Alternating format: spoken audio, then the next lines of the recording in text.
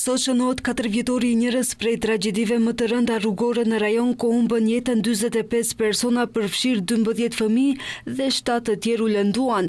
Familjet e viktimave vazhdojnë të jetojnë me dhimbjen e humbjes dhe mungesën e përgjegjësisë për ngjarjen që i mori më të dashurit e tyre.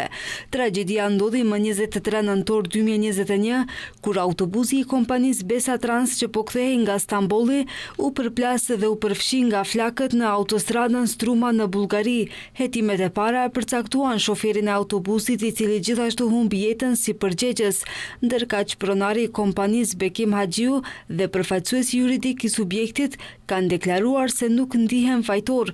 Gjykimi për këtë rast nisi më 15 nëntor 2022, por në dhjetor 2024 gjykata e apelit shfuqizoi vendimin e shkallës së parë dhe lënda rifilloi nga e para në korrik 2025.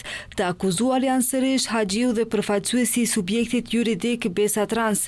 Sipas aktakuzës, Bekim Haxhiu si pronari Besa Trans nga fshati Rashqe përmes shoferëve që drejtonin autobusin ka përdorur certifikat licence që nuk është lëshuar nga Ministria e Transportit dhe Lidhjeve. Me certifikatën e falsifikuar të licencës për qarkullim ndërkombëtar, autobusi është larguar 20 herë nga vendi vitin 2021 nga data 10 janar deri në aksidentin e nëntorit. Mbrojtja thot se nuk ka falsifikim të dokumenteve për të cilën akuzohet drejtuesi dhe kompania.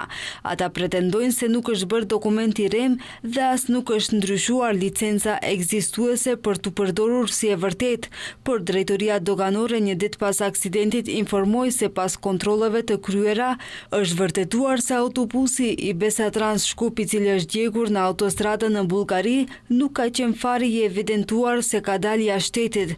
Për këtë dy doganjer u suspenduan nga puna për shkak veprimit të paligjshëm.